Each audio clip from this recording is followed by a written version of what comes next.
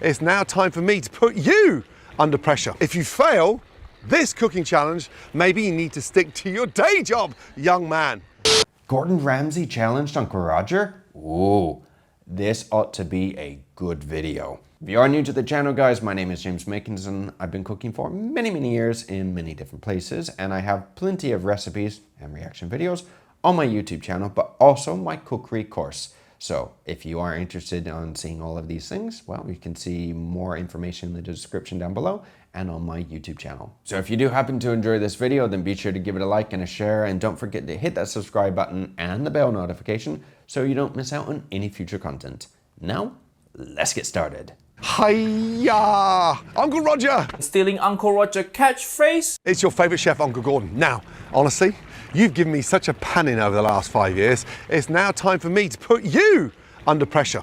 Guess what? I'd like you to attempt to cook my delicious Lao-inspired crispy whole red snapper from my latest cookbook, Uncharted. Thank you for your cookbook, Gordon. But to be honest, Gordon, this don't even look like cookbook. Hiya. It just looked like some random middle-aged guy going traveling. Uncharted. This kind of reminds me of the movie that came out not that long ago, especially the cover photo on his book. If you fail this cooking challenge, maybe you need to stick to your day job, young man. Can Uncle Roger cook? Guys, let me know your thoughts down below on whether or not you think Uncle Roger can cook. Well, at least without any help, because he can cook, but in a lot of the other videos, he's always had a chef or someone there to help him make something. Bring it on, good luck. Can't wait to see what you're gonna do. Personally speaking, I would love to meet Gordon Ramsay. So, Gordon, if you're seeing this, probably not, but if somebody that at least knows him is seeing this, I would love to meet him one day. I really would. But not just meet him, I would love to cook with him one day. First, we make dipping sauce for the fish. Gordon give you all measurement for every single ingredient. But niece and nephew, just use feeling. Fish sauce, lemon juice, but eye chili, garlic, bit of water, mix together. Taste to see if need improvement. I think bit more fish sauce and lemon. Remember, niece and nephew, fish sauce, very strong flavor. But for Asian food, use the right amount, not the white amount. Use the right amount? Uncle Roger, why'd you get the little bottle? I mean, if you want to use the right amount of fish sauce, you need to buy the big bottle, not the little one. You'll run out of the little bottle in no time. I mean, I go through a big bottle like in less than a month. Perfect. Gordon, I know your recipe called for red snapper, but Uncle Roger can't find anywhere near my house. Hiya. You send me cookbook. Next time you want to challenge me, send me red snapper also. Uncle Roger using gilt head bream. It okay replacement because it's similar meaty white fish. Now, when you're following a recipe and it calls for an ingredient and you can't get it, and I'm speaking from experience, sometimes you do have to substitute. So if you're in the same predicament as Uncle Roger, this is a good substitute, the gilt head bream. Although, if you can't get that, you can also substitute with sea bass. However, sea bass and the gilt head bream are not the same. They're different. Sea bass is a little more delicate. But when in doubt, if you don't know the difference between this fish, that fish, or the other, go down to your local fishmonger or at the grocery store if you have one, and ask them what would they recommend. So fresh. No fishy smell at all, and the scale not slimy. Look at the eye not red at all. That's how you know fish fresh. Fish head so nice, you look into the fish eye, you can see the fish memory, pain, sadness, and joy all in one. Make the food tastier.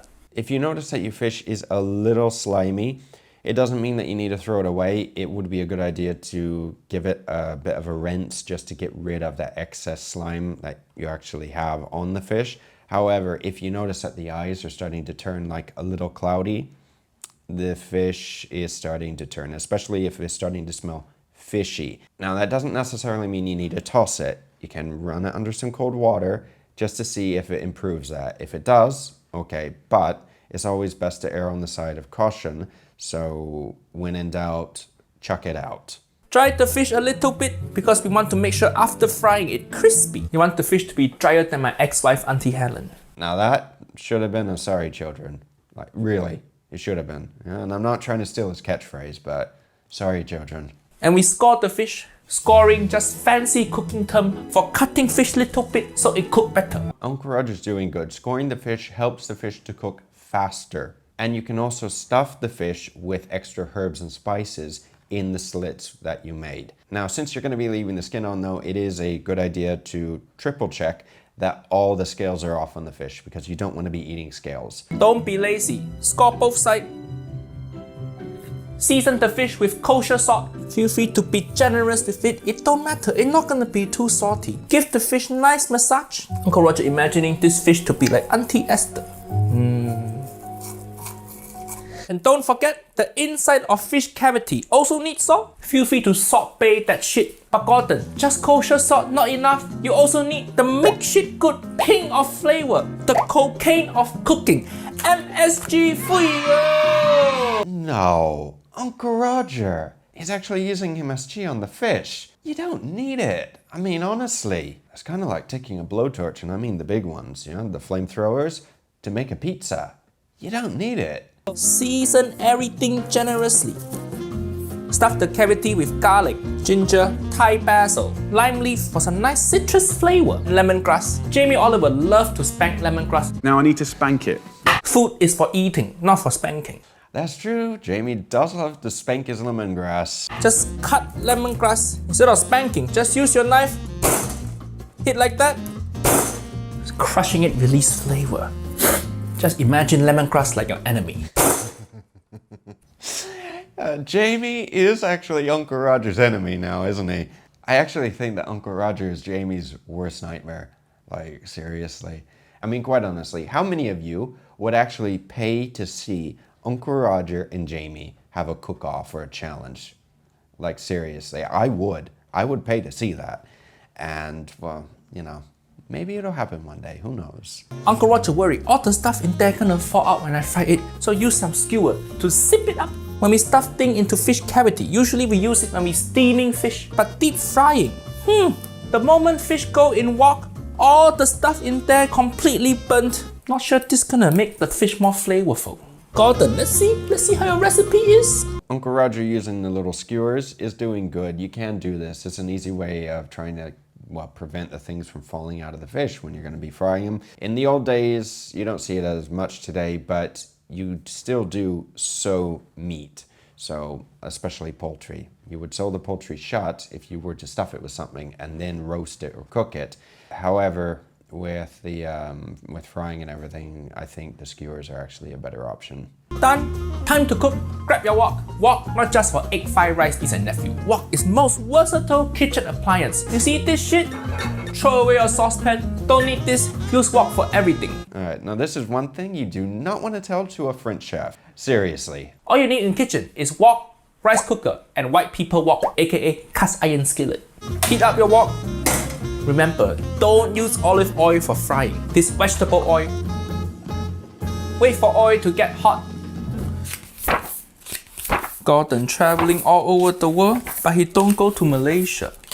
Huh. Well, Gordon hasn't been to Barcelona either.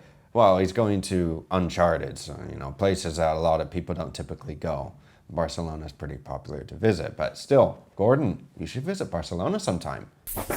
Ah, this is the one, remember? When Uncle Roger reviewed Gordon making egg fried rice for you. Gordon got 2 wok, he a wok fuckboy. Every page, Gordon cooking outdoor like a homeless.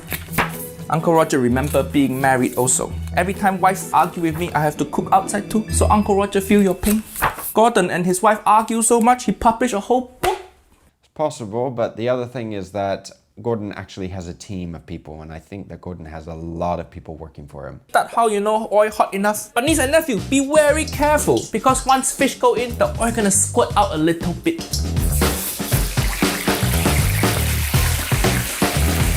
Now, just for safety, unless you want a scar that you will remember for the rest of your life, and I'm not joking about that, you need to be very careful when doing something with this much oil in, say, a wok or a pan like this, especially since when you heat oil up, it will expand.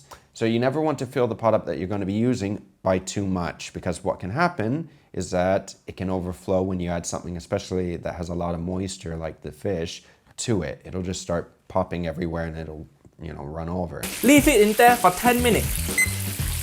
Uncle Roger living with my nephew Nigel, so I cooking in his kitchen. This look too nice to be kitchen, nephew Nigel. See here, see, wallpaper in kitchen, you fucked up. Sauce gonna squirt on there, and look at all his kitchen utensils. Look at this. What is this white people shit? I just noticed this, but those pans that are behind Uncle Roger are hex-clad pans. Interesting. Nephew Nigel uses the same pans as Uncle Gordon, and not the ones that Jamie Oliver uses. What Uncle Roger tell you? All the stuff gonna fall out. Stuff for what? Stuff for what? Lemongrass falling out, garlic falling out. Now, when you're frying a whole fish, it is a good idea to get the biggest pan that you have so you can fully incorporate the fish. Because what will happen, especially if you have a pot or like a wok like this, is that the fish, when you start frying it, will develop that shape. Fuyo, it looks so good. It smells so good also. See what I mean about the fish? It just looks like it's continuously turning left. Gordon, what do you think? What do you think?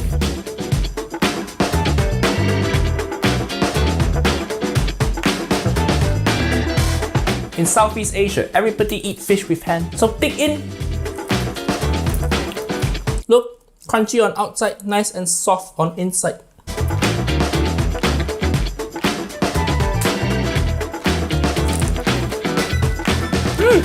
Not bad, not bad. Not bad, but not that healthy either. Gordon, your cookbook not bad. Thank you for sending to Uncle Roger. Overall, I have to say that the recipe did look pretty easy, straightforward, and simple to make to impress Gordon Ramsay, but still, Uncle Roger did a very good job, and he didn't burn the kitchen down, which is also quite important with using that much oil.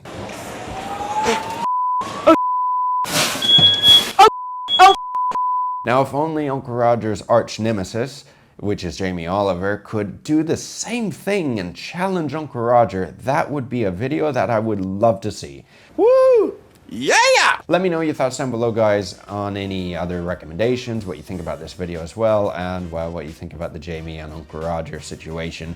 And if you do have any other suggestions for me to review, then let me know down below, or recipes to make. I have been making a lot of recipes, and they will be coming out little by little. Don't forget to hit that like button and the subscribe button if you haven't done so already, and the bell notification as well. It is a lot to ask, but it does help out the channel greatly, and it helps the video out too. And if you have any questions or comments, then let me know. Until then, take care, and be sure to check out the next video coming up here.